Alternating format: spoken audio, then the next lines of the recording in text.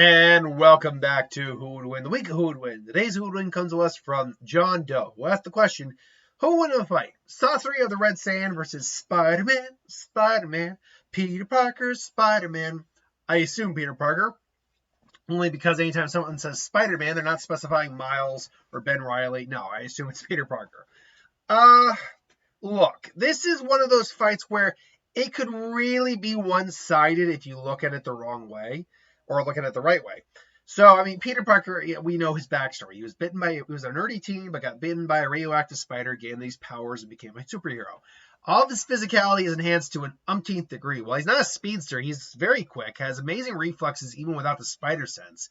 Enhanced durability, a bit of a healing factor. He can't regrow a limb, but he can certainly recover from most major wounds within a relatively short amount of time compared to a human. It's not Wolverine or Deadpool level, but it's a solid healing factor. Strength, easily capable of lifting tens of tons.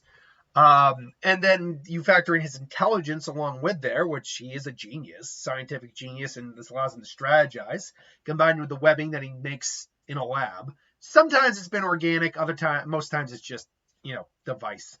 The webbing is surprisingly durable, hard to break if you are caught in it, although strong enough opponents, sharp enough blade could cut through it if you're capable, if you get, hit it the right way. But Spider-Man can also, create multiple effects with it. He can create just standard webbing, giant, net webbing, the ball webbing to shoot people with, create a parachute. He's created the swing. He can create a hammer with it. So, I mean, and that's just the one stuff I'm remembering off the top of my head. But then, of course, you have the ever-famous spider sense, which his spider sense is so freaking hacks this thing. I mean, so he basically is aware of has it's like an omnidirectional awareness system that alerts into any incoming threat to him. It is his job to react to said threat. Let's be very clear. It's his job to react to that. Just because his body that's why well, it's very funny in Spider-Man No Way Home. That's his spider sense doesn't actually work at least in the comics, from what I remember. It doesn't really work in an unconscious way. But then maybe I've missed something in recent comics. Let me know in the comments below if I'm wrong on that. But yeah, I'm like, no, the spider sense works in the sense that he has to react to what's coming. He can sense it, but he's still got to be able to react to it. Now, granted, because he has great reflexes, it helps that he can normally do it no problem. But he still has to react to it. He's still capable of being hit, especially if he gets overwhelmed by an attack. He could be hit by that. If he gets hit by a giant wave of water, well, it doesn't matter if his spider sense is going off or not. The wave of water is going to hit him. If a million tiny blades are coming at him in a giant wall of blades, this giant 100-foot by 100-foot wall of blades. Well, it doesn't matter if he's got a spider sense or not. He can sense it's coming. He has to get out of the way. He could still be hit. I think a lot of people kind of forget that part about Spider-Man. Spider-Man, though, he's also a spirit. Because of the spider sense, though, he's a highly skilled martial artist. Spider Fu is a thing, and it's one of the best martial arts because of his spider sense. Other than that, though, he doesn't have a lot of clear-cut weaknesses. There is one chemical pesticide that is his kryptonite, but other than that, being stronger than him means that can negate his spider sense. He's got the weakness of any guy who's got his physical abilities. Sasori of the Red Sand. If you're not a Naruto fan, here's a brief backstory on this guy. And in the village in the sand, which exists in the desert, there are puppet users. And his parents ultimately died in a war. Well, he became a puppet user, turned their corpses into puppets. I believe he's the one who did that. It might have been his grandmother, but I think it was him who did that. And just kind of realized, oh, no, everything would die, so I'm just going to be this immortal perfection. True art is immortality. And so he figured out a way to turn himself into a living puppet as he continued to join the evil organization Akatsuki, even killing the third Kage and making him among his puppets. His base puppet looks kind of like this, is basically a hunched over hermit with a scorpion tail. I believe it's called Hiroko, which is translated, I think, into scorpion. It's a highly durable puppet, armed to the teeth with senbon, its bladed tail. It's probably even got kunai or explosive tag somewhere in there, although we never saw that. It's capable of, he's capable of, even in this puppet, summoning mass amounts of puppets, including, standard puppets, giant, like, horde, like, almost like Cthulhu, like, like Cthulhu, like, mounds, columns of puppet arms to attack someone with.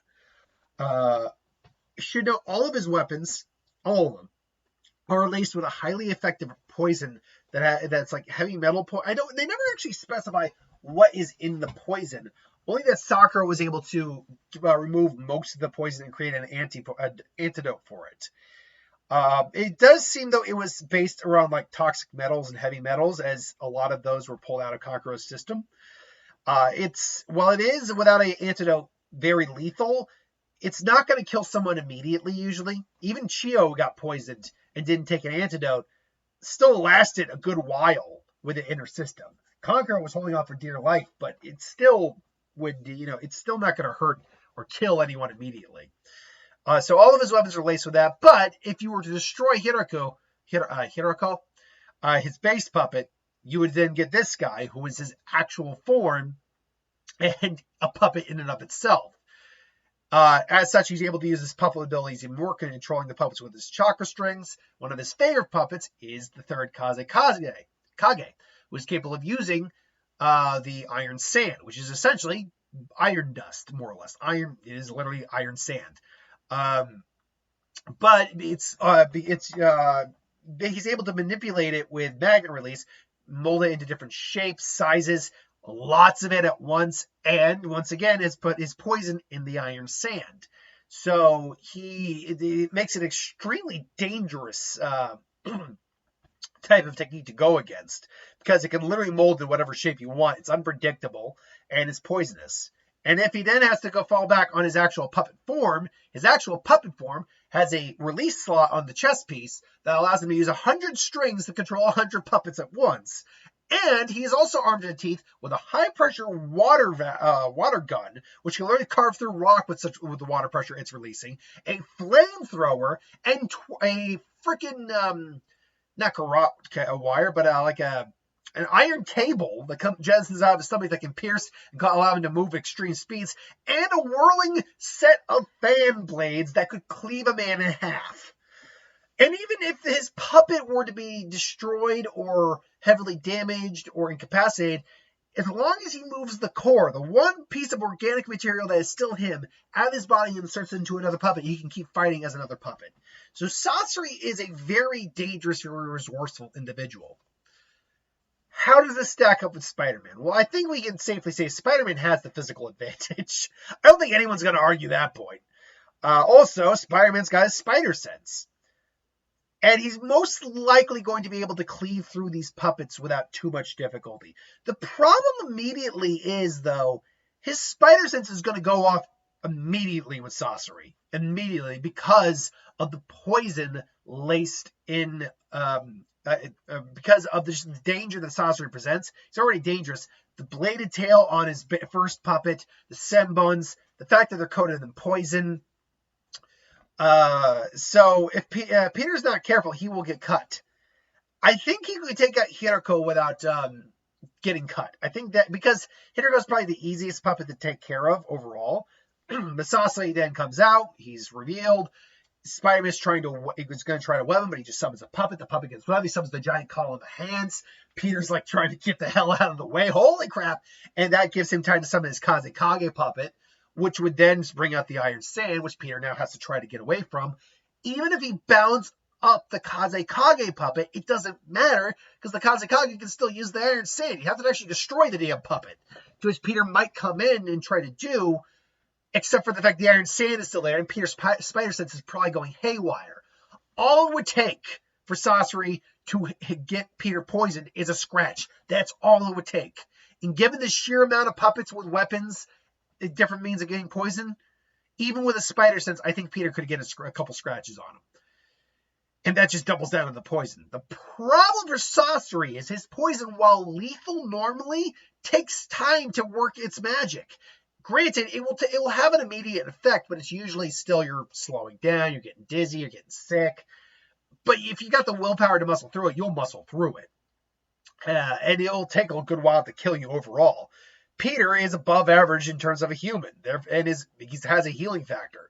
Granted, he's not immune to poisons, but Peter would probably feel ill effects of the poison, and kind of like Peter in Infinity War, his spider sense would probably be just going haywire because he's poisoned now.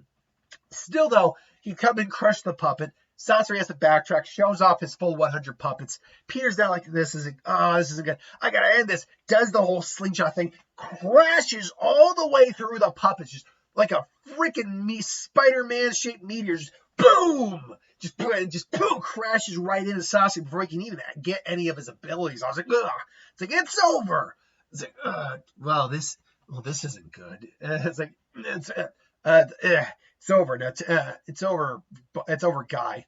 Buddy, now, there's enough playing with toys, and I just sees the eyes go dead, and Sasori's like, what the hell is going on? But his spider sense goes off. He's able to avoid a blade from Sasori right there. Just like, that's so annoying. You really are good. You really are good at avoiding things, aren't you? I'm going to enjoy making a puppet out of you. Yeah, I doubt it. And then all of a sudden, Spider-Man just webs him up again, just with a big net. Just he's cut through the net initially, but it still sticks to him. Like, how irritating! All of a sudden, he just gets wrapped. It's like,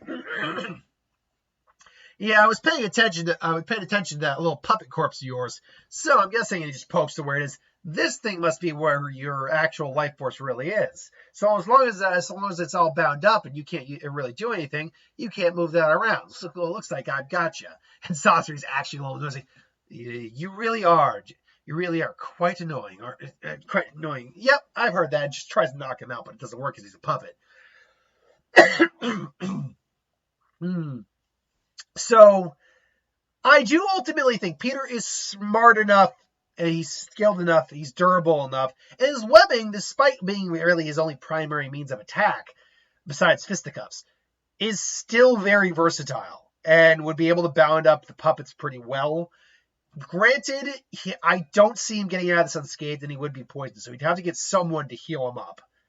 But he's got enough stamina, he's got enough healing ability, he's got enough going for him that he would be able to, I think he'd be able to muscle through this and find his way out of there. Now, is it impossible for Sasori to win? Oh, hell no. If he actually gets enough cuts on Peter, keeps reministering the poison, and keeps basically upping the amount in his system, well, now Peter would actually be having a problem, especially if Peter's got to go through 100 puppets and ends up getting sliced and diced a few times from that, which I think if he's not careful, he could easily do. We've seen Peter be tagged before multiple times. Just because you got the spider sense doesn't mean you can just dodge everything. You have to be able to react on your own.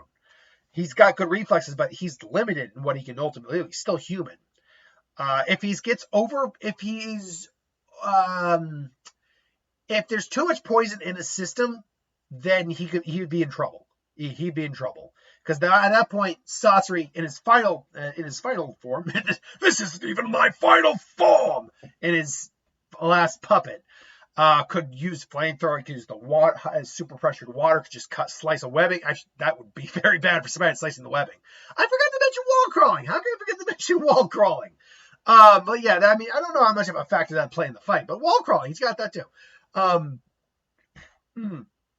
He's got the blade. So if Spider-Man becomes overly poisoned, it might not do well for Spider-Man.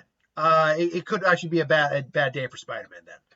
As it stands, I think the majority of the wins are going to go to Spider-Man in this. He's just got the physicality, the brains, and surprisingly enough, diversity to overcome a lot of what Sasori would dish out. Spider-Man physically is a lot stronger than most of the people in Naruto, just physically speaking. There aren't a lot of characters who actually physically, except for Tsunade or Sakura, and that's just because they enhance their strength with chakra. And even then, that's arguable how strong they are compared to each other. That's actually, I don't know. I'd have to think on that. Who do you think is stronger, Tsunade or Spider-Man? Spider-Man we know can lift in the tens of tons. I think the limit we've seen him in normally is like maybe 10,000 pounds or 10 tons or like 20 tons, something like that. Which, by the way, remember, a ton is 2,000 pounds, so that's a lot of weight. Tsunade, though, we know has been able to hoist that giant knife of Gamabunta. We have no idea how heavy that thing is. And has been able to crate it to the ground without issue and break a Susanoo rib. But ultimately, there's not many, unless you've got like Tail Beast Chakra or something like that, who will be able to compete with Spider-Man physically in the Naruto world. I digress, though. Thanks for watching. Hope you enjoyed. Like, share, subscribe. Who do you think would win? Let me know in the comments below. Until then, thanks for watching. I'll see you later.